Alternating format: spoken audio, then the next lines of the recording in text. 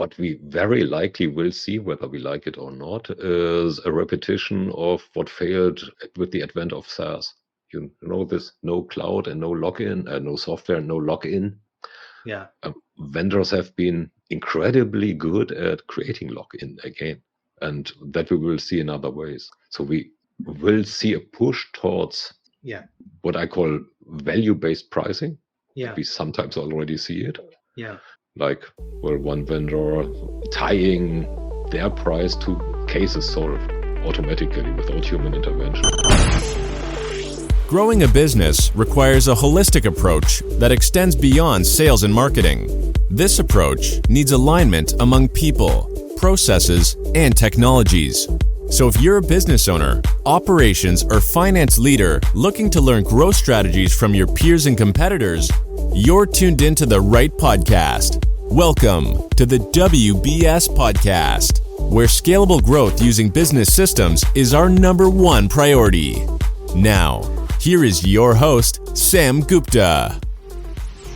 Hello, hey everyone.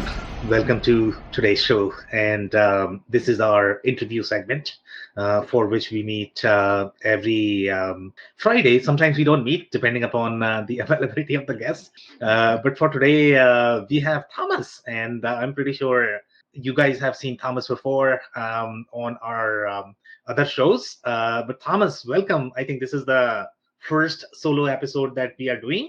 So yes. Welcome again. And do you want to reintroduce? Yeah, well, thanks for having me. And, well, we know each other meanwhile. And this might not be, maybe it's not the only one that we ever do, but else there are different ones like analysts going wild, CRM convos in the hot seat. Later today, shameless plug, I'm doing kind of an online workshopping with John Reed about creativity and AI creativity, basically. Digging into is an AI creative or what? So this is going to be fun as well. Yeah, workshop sounds very interesting. And we have Sarita in the audience. Sarita, hello. And she's saying, hey, Sarita. So I think she's also interested in learning about trends. So let's dig right in. She also should know one or the other, working for one of the 12 CRM vendors that, according to Kate Leggett and her recent CRM Forrester Wave, matter most. Yeah, no, I completely agree. Yeah. So let's talk about the market. I think the overarching market, Thomas, in your view, I know we have been debating a lot. I mean, from my perspective, every CRM vendor out there has very, very, very distinct position. They all shine. And I think you don't agree with that, right? So maybe touch on that. How do you see the market? Do you not believe in any of the vendors in the market? Do you when you look at them, do you feel that they are probably going to disappear in the next 5 years? So talk about that, I guess. I wouldn't say that they are necessarily all totally different. Of course, as every vendor in every market and market segment, they're all trying to position or make themselves appear different from the rest of the pack. Yeah. So that's not necessarily the case. Yeah. So if I'm looking at vendor pitches, sometimes it's, well, not hard to imagine just having a ChatGPT run over the presentation and give another vendor's logo to it. So that's sometimes attendees excluded, of course. Yeah. Well, in the audience, I mean. Yeah. So this is sometimes a bit. It's difficult to position oneself in a way that's truly you. And after all, what does CRM do? It supports sales, service, and marketing. That's basically it. There's a set of activities and processes that salespeople, marketers, and service people follow. Well, let's include field service. Then we have the technicians as well. Yeah. So, and this is bad as it is from my own soul. I'm doing that since 95. No rocket science. So, and the rest is basically technology adoption. So what these systems, by the vendors, by the way, what these systems need to do is make life easier for me. not for my manager, but for me, so that my Yeah. manager can shine. So yeah, that's the usual thing, right? So unless my manager is too egoistic and egomaniac, then making him shine or her makes me shine. So this is what these systems need to achieve, without exception. Yeah, some do it very, very well. Yeah. Others not so, and some do it very well without them being known. This is then a matter of Sarita analyst relations and of course marketing, self-marketing and self-positioning. So, well, picking on Sarita because she's here now, she's one of the best in that industry. So just to not be misunderstood here. Yeah, no, I have to agree with that for sure. I mean, she's definitely one of the. So now, I mean, based on how you are describing CRM, the way I'm taking this is obviously you are describing very transactional scenario, which is great. I mean, that has been there since 1995 is what you are saying. You have been in this game, right? So that doesn't sound very trendy, I guess. I mean, it doesn't sound that we have any sort of excitement in these space. So what I'm really looking for is, are you seeing any sort of progress as a category when you look at CRM? Do you foresee any sort of trends that are going to be prominent today as well as in next 4 or 5 years? 5 years is far out. 5 years.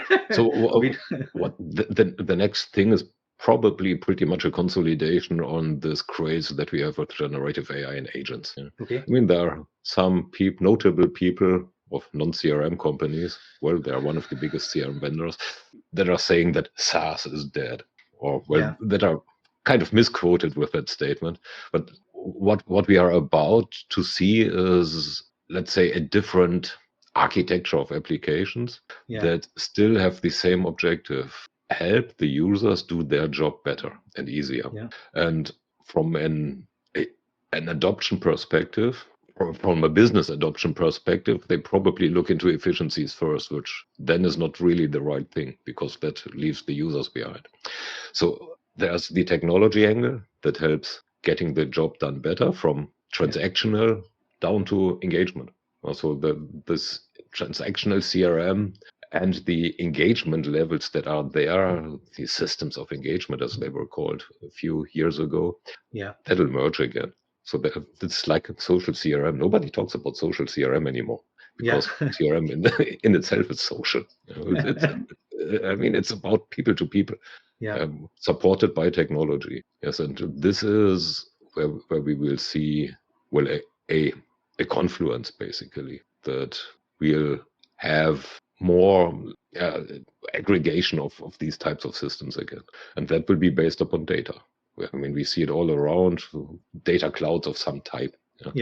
Earlier they were called CDPs. Now they are called data clouds. So it means the CDP Institute needs to have a repositioning as well. The other thing that is constantly going back and forth is the constant battle between suite and best of breed. I mean, we are in the third iteration of seeing suites again. First time early 90s, and then in the noughts, and now again disrupted by best of breed vendors all of the time, which is good because that forces the suite vendors to rethink their stance. That gives a constant circle of improvement. How this improvement will look like, I don't dare to foresee, because the next level is agentic. However that will look like, and however that will help, because that has some difficulties as well. They are based on LLMs, which are inherently non-predictable. We used to call it hallucination. And who wants a hallucination in a business life? You actually want predictable processes. Maybe infused with some variations and some flexibility where needed, but at the end you want to have something very predictable. And that is something that all vendors that I know of are still working on to achieve this. Or they're all saying that they have it, but no, not yet.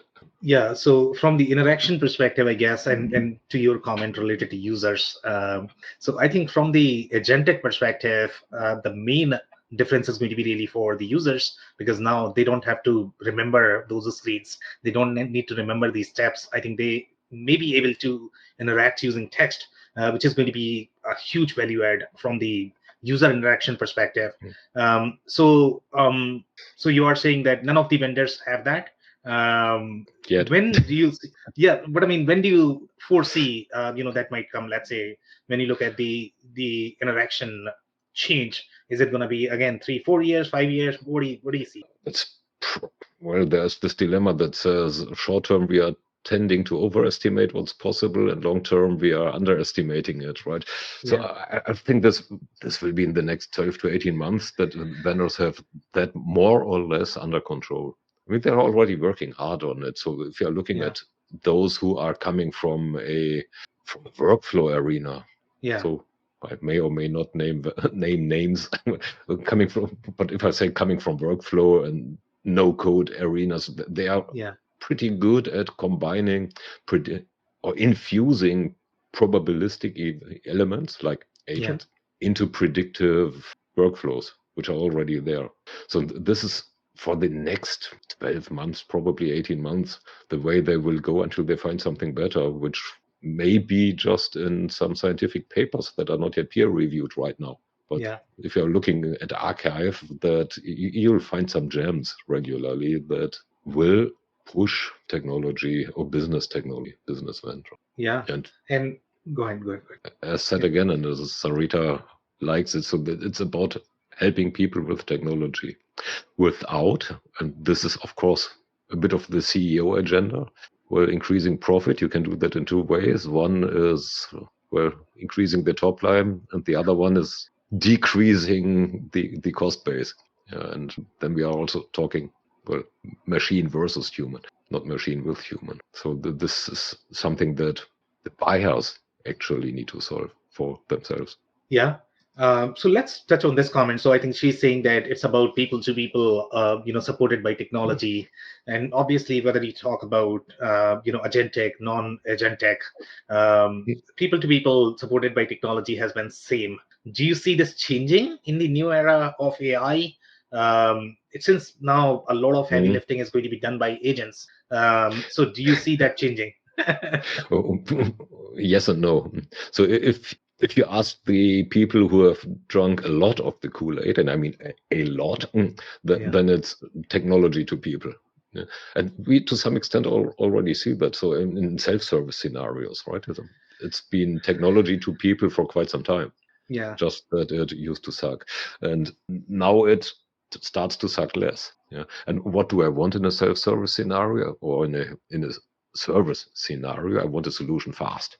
Yes, and the right solution fast. So there it's probably also perfectly adequate to first interact with technology and then with a human if the problem tends to become too fast. This is also appealing to, well, the C-suite of any business, because the more I can automate away, the less people I need, the less retraining I have, the less hiring and firing I need to do, and that improves my internal efficiencies, which is probably offset by, well, the better responses I get, the more demand I get as well. But for any business, the more successful I am, the more problems I create. It's sort of inevitable. So there's no perfect process. It means there are more problems that the number of questions probably increases faster than the technology can solve at any given time without, well, adding yet another NVIDIA high-end CPU or GPU to your system. Or, well, in former days we would have said a P-series server of IBM. So that needs to scale as well. And of course, those thingies have a price tag too. Yeah. So which always needs to be considered as well.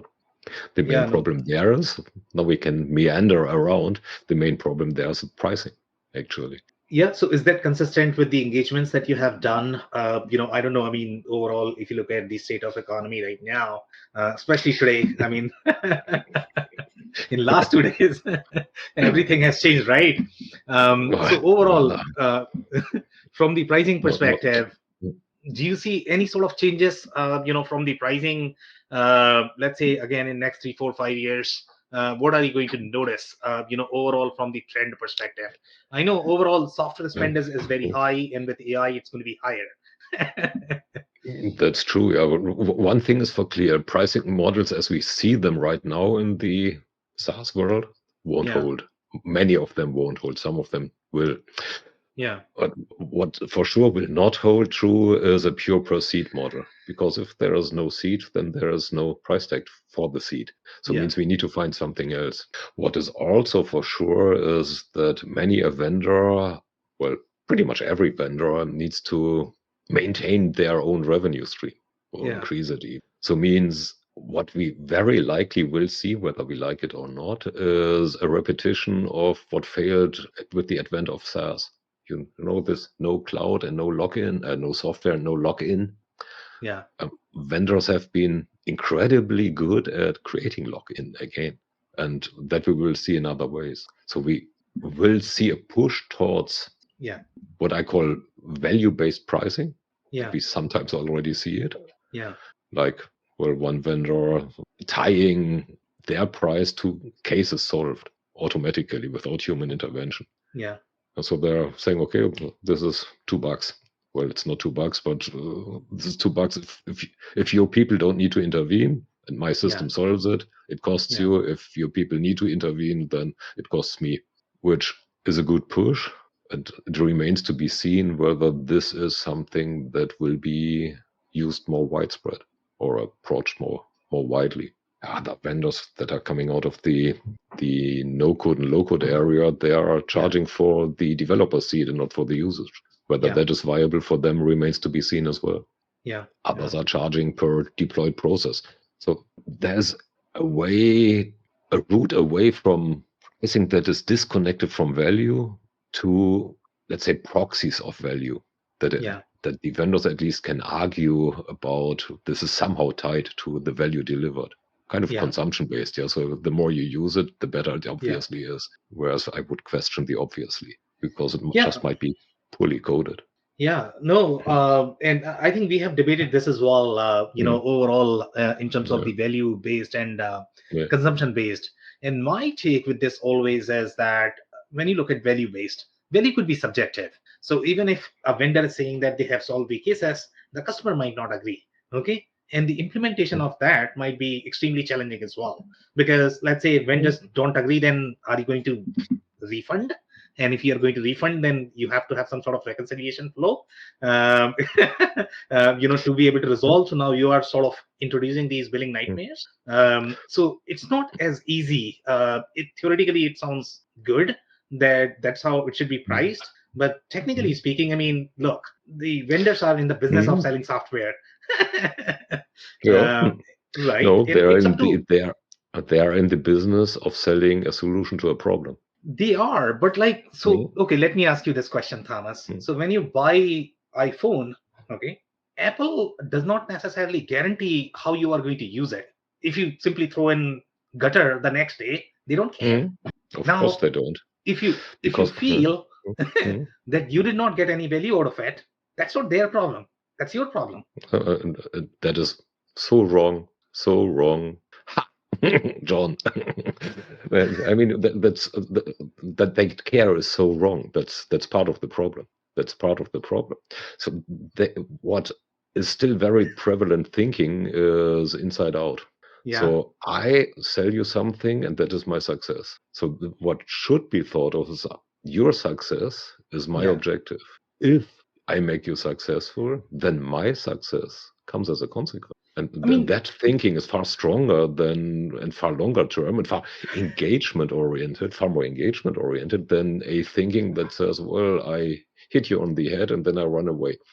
This is what the old style thinking is in very drastic words. So I don't care. This is my translation of your words from before. So and this works short term. It works longer term if I manage to be. Now I need to name a name.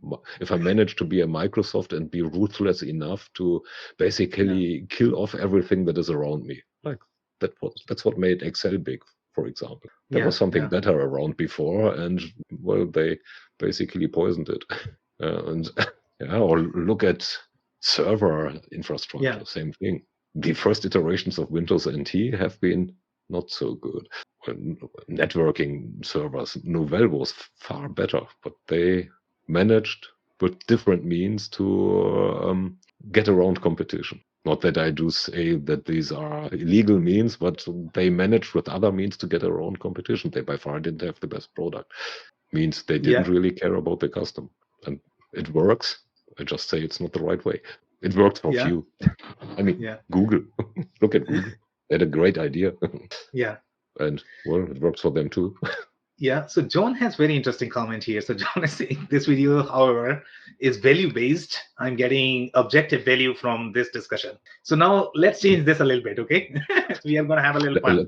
Let's open the purse. So he's getting a value out of this video, and let's say if he was paying, and right now he's not paying for this video. Okay, so let's try this. Okay, so we are going to set different price point. So let's say we'll set $100 for this episode. Let's say how John feels right now. If he's going to get value out of it, maybe $1,000 and maybe $10,000. So John, maybe you respond. Okay, where would you feel that you are probably not going to get value if we had these price point?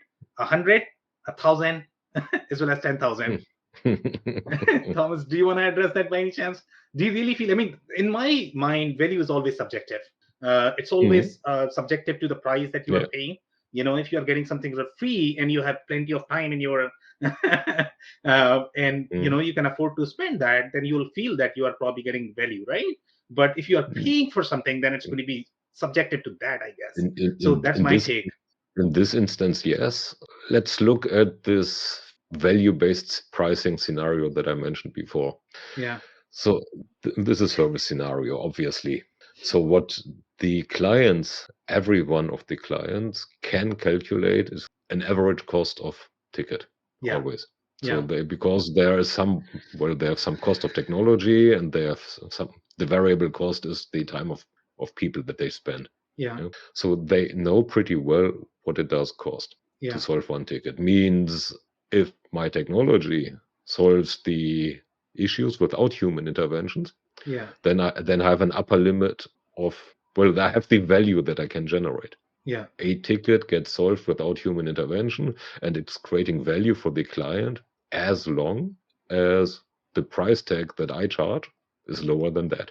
So yes, we still need to have an agreement about what solved does mean. Yeah. So that is fine. So I don't say it's trivial, but this agreement still needs to be there. Yeah. And for certain scenarios, by far not for everything, I can do that. We had that also before in e-commerce scenarios, right? Yeah. So whereas the definition was right or wrong, basically the definition was each sale is an incremental sale, and I charge you 10%. So this is a hybrid between consumption-based and value-based, I'd say. Look at credit card charges. So what is the value? Well, I hate it if the vendors charge me for that because it's their cost of business. But but that's an attempt into that direction as well. They are making life easier for someone.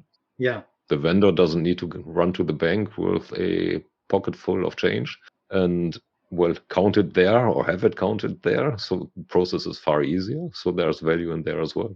Hence, we are all using cards, right? Yeah. Or the ones on the phone. So even easier to tap it. Yeah. So whether the right or the wrong one is priced in these scenarios is quite different. So bottom line is, in many a scenario, it is possible to calculate the value. Yeah. In many a scenario, it's also possible to agree upon what solution means or what value achieved means. Yeah. And once I have that, I have a contract that I can measure with a mutually agreed set of KPIs. Yeah. And then there will be exceptions and there will be discussions. There are now discussions, right? If I go for an implementation and, if an SI goes for an implementation, sells the services, and let's say the statement of work was not written well enough, then there will be discussion on price. There will also be discussions on quality and on services delivered. Yeah. Same for software. Everybody sells some piece of software that can do this and that and whatnot. And guess what? Doesn't always do that. Then there are discussions too, regardless of the pricing model. So this is an argument that is a fake argument, actually. Yeah. So the argument that is important to address is at that point in time, if you're going into any consumption or value-based matrix, is the CFO will get a shiver, of course, because his or her predictability is gone. On the other hand, do they need this predictability as long as they do know that they are, well, each thing that doesn't get addressed by, well, whenever this price tag comes in, we avoided a higher price tag. Yeah. So this is an important discussion to be had, but a discussion that is difficult as well. Because it's a different model. It's a different model. Yeah. So let's peel some more layers here. So, from the CFO's perspective, and I know that you get involved in a lot of different, CRM selections too, I guess. And I don't know how closely do you work with CFOs, right? We work with CFOs, all the time. And I'll tell you my personal challenge when we get into these engagements, and especially when you are going to have any sort of consumption-based or value-based, okay?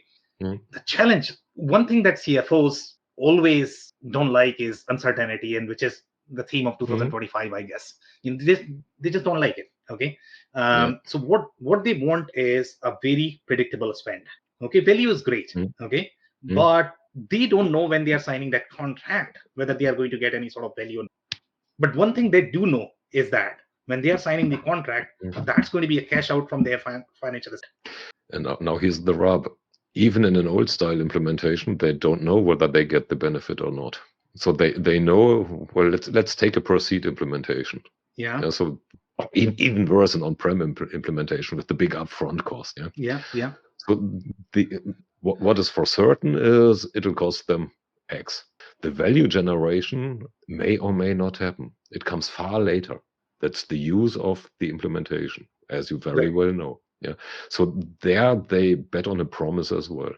So what changes in a scenario like this? The structure of the business case changes. The calculation of the business case changes. And if the business case is fake news is the new word right now.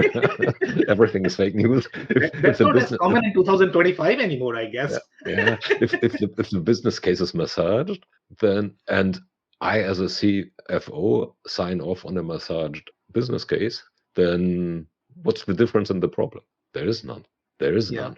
So what needs to be there is trustworthy people that do not do business cases based upon what they want. Yeah. What's their pet project? Yeah. But on data that, well, can be trusted. And this is the core problem. That has been the core problem forever, basically. And I mean, we are people, so we all have our pet projects, and sometimes we interpret data slightly different. Or well, not sometimes, always we interpret data slightly different. If you and I are looking at something, let's say at a balance sheet, we see different things. And if John looks at it or Sarita looks at the same balance sheet, then well, that will be yet something else. Yeah. I mean, that's why financial analysts are sometimes appearing to have drunk something or smoked something when they expect something. And it's the same thing. Yeah. So again, I think going back to the comment that I made and adding some more from the CFO's perspective, right? So overall, I understand the value-based argument, but again, what I was trying to get to is when you look at the CFOs and any of the business cases that you are trying to mention, right?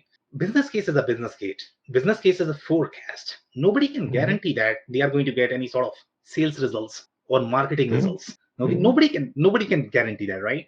But one thing is definitely guaranteed is your cash out from the CFO's perspective, right? That's guaranteed. Yeah, that's gonna go once you sign the contract. Okay, that's guaranteed. So now, from their perspective, what they like and what they like to see is that okay, I get that, Thomas. If you are going to give me value, I'm going to appreciate that. I'm probably going to give you really good bonus and tip and whatever you need.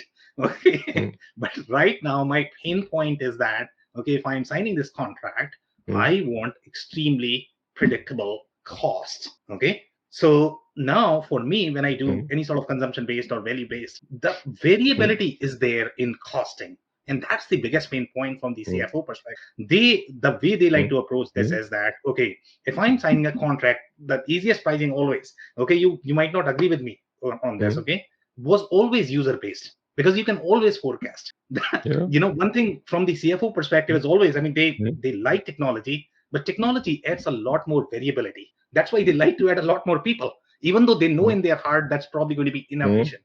Okay, Well, but it's much easier to fire people than to fire technology, I guess. that's probably the case. But the way I see it, and I've used drastic words right now, per seat or big upfront is guaranteed loss. It's guaranteed loss. So and that's why CFOs will need to think different. And I think they are actually the smaller problem. The bigger problem is what John wrote in his 832 comment. Is the big problem is that the vendors will go out of commission because they don't deliver value. Yeah. Right. So from a CFO point of view, let's look at the CFO again. So if I go into a value-based contract, like let's put the extreme example, no value. I have my KPIs. Let's say case is solved. Now, let's just use that as an example because it's fairly easy. Yeah. As an example, fairly easy. No case solved, no money out. Where's the problem? So worst case, I pay what I paid before, the people. Worst case, I pay what I paid before. So where's the problem? If I buy per seat, well, I pay the people and the software vendor. So I'm worse off in any case. So that's why we will see, and something that John wrote a minute before then, that it will become hybrid. So the requirement for predictability is given in a value-based scenario if I have my set of KPIs and did my business case right. If I have that, then every case solved, sticking to that example, every case solved saves me $3. Just to put a number on it. So this is predictable. The number of cases are not so predictable. And every case solved saves me $3. Yeah. So let's look at this more from the vendor's perspective as well. So I get the argument about value. Let's say if I'm a software vendor here, okay, I am taking their side now. Okay. Now I am selling a piece of technology. That piece of technology has a cost, just like any physical good, right? So when I sell software, I'm paying for my cloud vendors, I'm paying for my licensing, I have infrastructure, I'm paying for people. My margins are probably, I don't know, maybe 20%, 30%. 80%. Well, I mean, they do offer a lot of discount, and it's not as easy. Support margins used to be well in the 80s, right? If not 90s. Yeah, I mean, I don't know if those margins are still there, to be completely honest. And sure, I mean, yes, software vendors are doing good, but I don't know if you have those kind of margins anymore. Even in the software business. It's gross margins, of course, but they are. Yeah, because you have fixed cost. So do you think that, let's say, if this is going to be completely contingent, and I think you mentioned hybrid, right? But even with contingent, I don't think it's a good business for vendors. And I don't know if they can sustain that.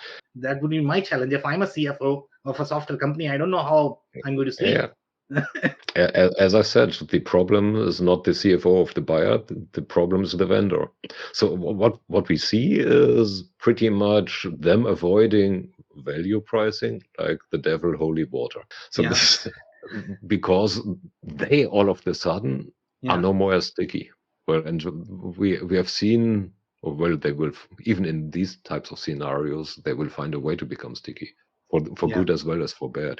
So what these models try to or will evolve into, or try to push into is, well, it's let's call it a bit of a change Darwinism. So if you, it's kind of like the meteor that went down 60, 70 million years ago, and all of a sudden mammals were preferable to dinosaurs, which is a moment that we may or may not see here as well.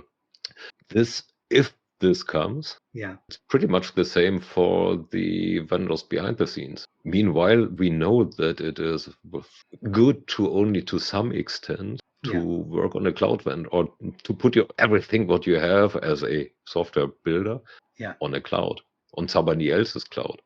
At some point in time, I mean, this is a company that wants to make revenue as well, and at some point in time, at some point of usage, amount of usage, your cost will be higher than running your own data center. Many a company realizes that. Meanwhile, even buying companies realize it. Meanwhile, that having their own cloud means their own set of data centers. After all, at some scale, is beneficial. So means we'll see some pushback there as well. Look at token pricing, which is more consumption pricing that all those AI vendors, the LLM vendors use because they don't have anything better there. The tokens cost plus. Does that generate value for me? If I pay for tokens, this token or this number of tokens that I pay for generates value for me only if I get a good result. And then we are back to hallucinations and good prompts. And this triangle between the technology used, the one who helps me implementing it, and my, as a buyer, business case for what is important for me. So where's the bang for my buck? What do I really need to solve? That is the second big problem. One is the vendor. The CFO is the smaller one. The CFO gets convinced if the business case is okay, but the business strategy is the third one. Fourth one is then the one who implements it for me, because they sell manpower and not they sell hours basically, so that they have the same thing. And all of a sudden there you can get into a blame game if there are too many different parties involved. So as I said, I don't say it's easy, but it's the model that is most forward looking. It's outside in, not inside out. Yeah, very interesting perspective. So we have a lot of comments. So let's go over them. So let's see if John is willing to pay, and I'm going to send the invoice to John. Okay. So let's see how much he's willing to pay. He's willing to pay for that scenario. So hold on. John is getting the invoice. Okay? Yeah, exactly. So hold on. So I think we covered this comment, I guess. No, not this one. Yes. It is interesting how consumption-based pricing is so much more prevalent in cloud infra than enterprise software. John, so I'll tell you this. Okay, so this is my perspective, and Thomas, you can provide your POV as well. So generally, in my personal experience, the reason why consumption-based pricing is successful in the cloud infra game is because the buyer is very different. They are far more technical. They understand how to estimate the pricing, and they are okay with that model. When you look at the software buyers are very different. They just don't have as much maturity. They don't know how to estimate this. They don't know how to plan this. So in my personal experience, I think that is the biggest challenge in these two things. And again, when I look at even the cloud, price estimation, it's way harder. It's way harder. Even if I'm, let's say, a software vendor and simply trying to plan the cost, because as a software vendor, I need to translate this. And if my translation is off, I'm in trouble. I'm in real financial trouble. Because technically, when I sell my user-based pricing, I still need to translate this because I'm paying in the consumption-based. So as a vendor, I mean, obviously, it's easier for me, to be completely honest, because I pay in consumption-based and I'm selling in consumption-based. But that may not be as easy for the buyers. Go ahead, Thomas. There are two things. One is it's about to change. Look at, Agentforce. That's a consumption pricing as well. And because there's how will you sell a seat? You can't, because there's an agent. So this is one thing. So that'll become more prevalent as well. All LLMs are sold via token, and tokens are consumption. And here, from my perspective, the infrastructure point of view, the cloud pricing originated from the term of value as well. Because what did they tell us? Hey, you have your iron there that you need to replace every couple of years. You need to have your own infrastructure, your own real estate, the property. You need to pay gazillions of people to maintain all this stuff.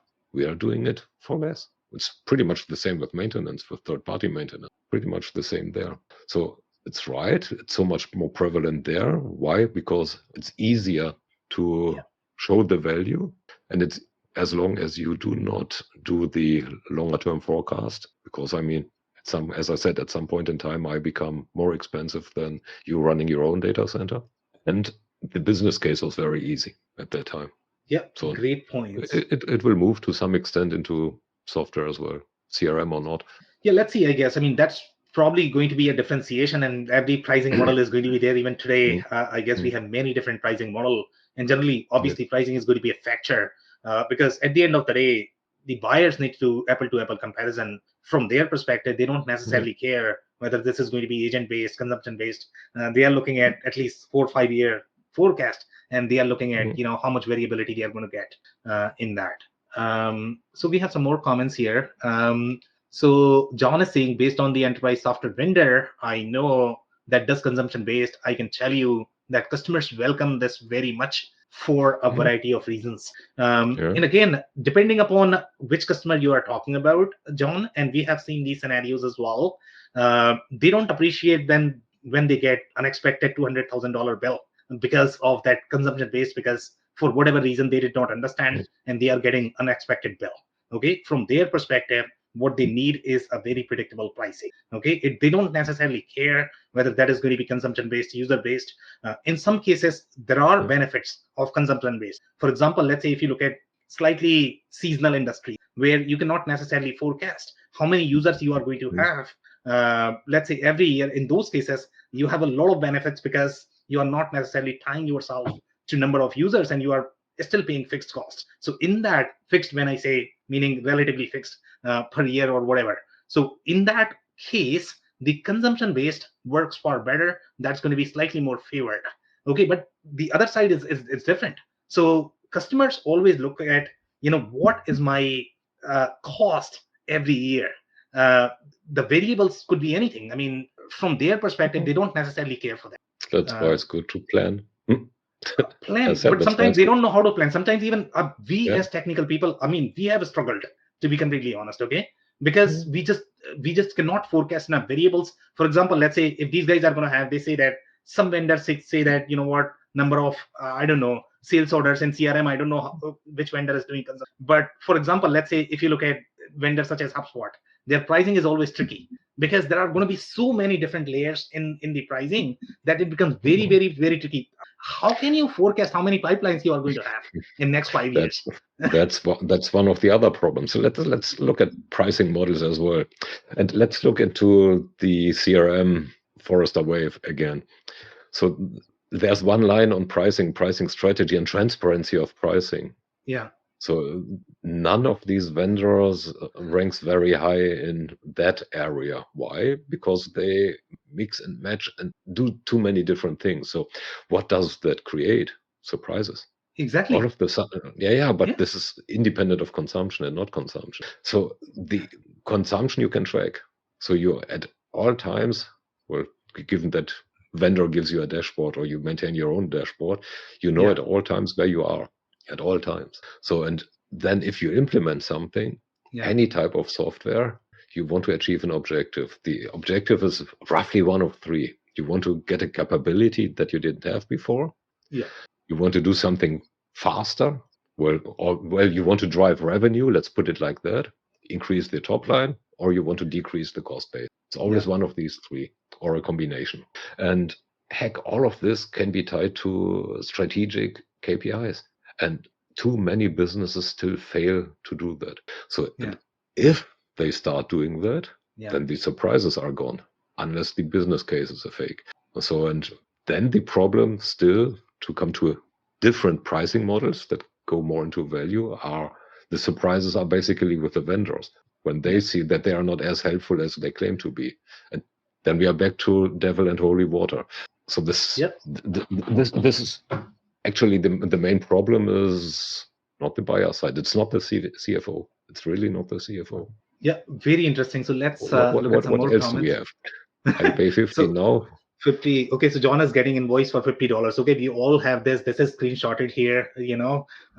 John is getting $50. Okay? John, we make you a counter offer. Sam and I each take 8%. Let's say 2.5% if you get a client. Yeah, that's value-based pricing. But and we can promise this, John, that you are going to get a client from this. Maybe pay $1,000 right now, and we'll promise that in next 5 years you are going to get a client from this episode. Hopefully, there is enough value for you on that. Okay, so some more comments from John. So I would argue AI will force more consumption pricing for software. Let's start there and then see if we can get to value pricing off the back of consumption based. He's right. Yeah. I would frame it differently. That, right? AI will force a pricing model change. Yeah. Because as said, where there is no seat, there's no seat-based pricing. Yeah.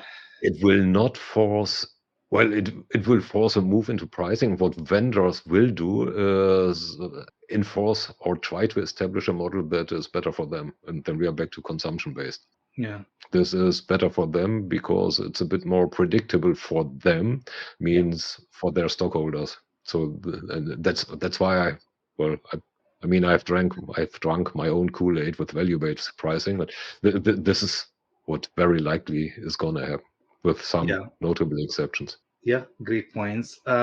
So he's saying if we can't get consumption-based pricing, then value-based is really out there. I think we will see, what is going to be there. I guess it's always interesting arguments about pricing. Okay, John is saying, but I like a hybrid option. There's a baseline price, consumption or seed-based, and then here is the value threshold based on KPIs measurements that Sam loves. Yeah, I absolutely loves.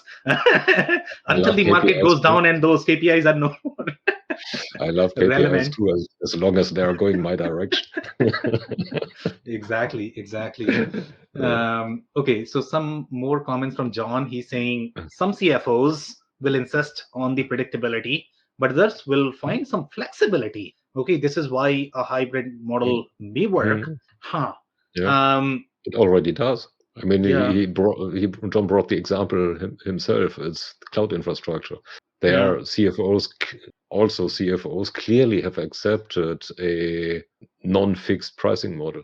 Yeah, no, there's definitely some value to it, depending upon how you plan. So thank you so much for that comment. Then John is saying CFOs find value in consumption-based once the light bulb goes off on how they are more agile and can scale so much better up and down when software licenses aren't tied to user seats. This is big in business that have seasonal and demand fluctuations in general. And again, I think, John, we are agreeing here. In some businesses, the consumption-based pricing is going to be cheaper than user-based. So you are right. So I completely agree with you that in some cases, I mean, we recommend, because if those are going to be, but not every business is seasonal.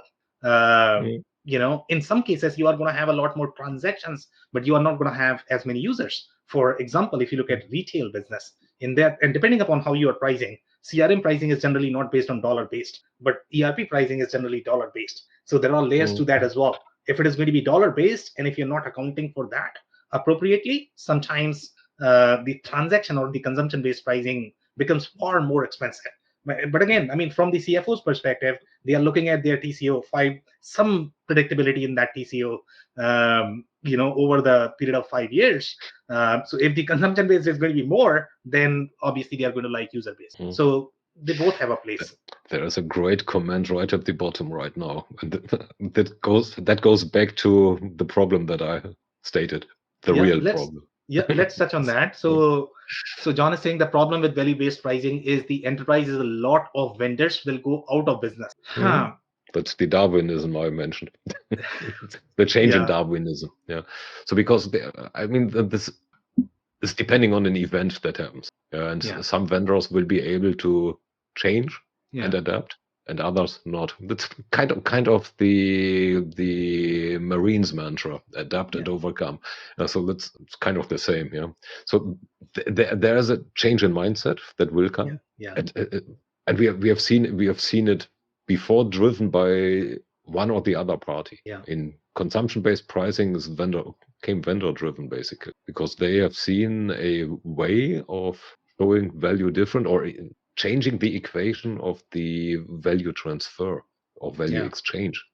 Big cost up front is you pay me now and you may receive some value later. This has a big hurdle. It's like the initiation energy in physics if a nucleoid transfers from one plane to the other. It needs to go via this mountain, and this consumption base creates a tunnel effect. And that we hopefully see again. Hopefully. John just says some OpenAI prompts cost 1,000 per query. So, well, I haven't been able to create a prompt like that yet. But some of the prompts that I use have 7,000 or 8,000 characters. They are surely more expensive than a cent or two. Yeah. So Sue is saying, is biases the selling point for CFO regardless of guaranteed results? That's the predictability. predictability of the cost, I assume. So many I'm not CFOs sure. are. Yeah, go ahead, Thomas. Nobody guarantees results. Who sells you something? Nobody guarantees you a result. The only result that a vendor guarantees you is that they write you an invoice. That's the only thing they guarantee you. Yeah. So the benefit you get out of this investment is, sorry, your problem. This vendor stance, yeah. So, and I of course promise you that you can get it, but never hold me responsible for it, or even accountable, even worse. Yeah, and based on that comment, Thomas, I guess they are never going to trust the value-based pricing. So even if you are saying that you are going to have value, but you are not legally liable for that, I guess. Oh, that's a different type of contract. So again, so there's this agreed set of KPIs, which is not there in other types of contracts. Well, there's another KPI, number of seats. So you have 5 seats, so I have to charge you 5 times X. So there's an outcome, solved or not solved. Yeah. And that I can count. And the number of solved times X is what I charge you. If there are too many non-solved, my problem, not yours. So it's just a different KPI. And this needs to get into more heads. This needs to get into more heads. And again, the problem is the vendor, because all of a sudden the vendor has skin in the game. Devil and holy water, right? Yeah, they definitely do. So I think we have too many comments, and I don't know if we can get through them. Do you want to go on any specific comments? I know we are close to our time now, so we need to close. Would you like to touch, Thomas, on any specific comments here? I know you wanted to touch one, right? Yeah, so was one by, oh man, you have Sue got it scrolled away under some or another that I've seen here in the comments. It's gone. Okay, well, so we can probably respond later. Yeah. All right, so I think we are close to our time. Thomas, you found it is. I'm just blind. I need to get new glasses. Yeah. Okay, so which one would you like? Vendors won't be using AI to bring out new pricing models that are cheaper for the customer. That is a nice. That is pretty much the summary of it. Yeah, so they are thinking inside out and not outside in. Yeah. It might not even the other portion of it. It might not necessarily be cheaper. Yeah. If the top line grows more than the cost base. So that's the second scenario I mentioned. So we create top line, decrease cost base, or do something that you couldn't do before, which basically then increases the top line again. So ultimately there are only two. Yes. So a forward-thinking vendor will do that and should do that. Yeah, no, you're right. All right, so I think again we are close to our time right now. So Thomas, I don't know if you're going to have any sort of closing advice before we wrap. Well, the advice for businesses in general is look close. Well, do your business cases carefully. Yeah. Do what is most important.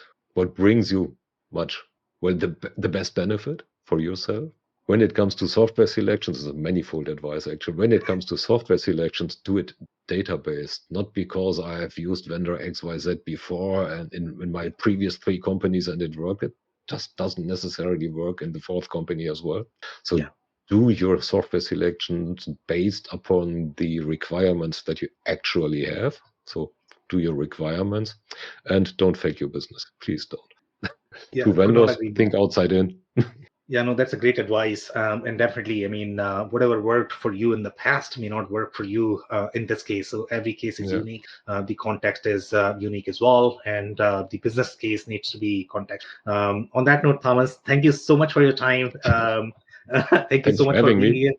Of course. On that note, if you joined for the first time, this was part of our interview and the podcast series for which we meet every Friday, somewhere between 8 to 11 a.m. Eastern, depending upon the availability of the guest. So I'll see you in the following week. Okay, and let's do a last shameless plug before you switch off. 1 p.m. Pacific time. John and I on creativity and AI. That will be a fun part. It sounds very fun. Thank you so much, Thomas, once again. See you. Thank you for listening to another episode of the WBS podcast. Be sure to subscribe on your favorite podcasting platform so you never miss an episode. For more information on growth strategies for SMBs using ERP and digital transformation, check out our community at wbs.rocks. We'll see you next time.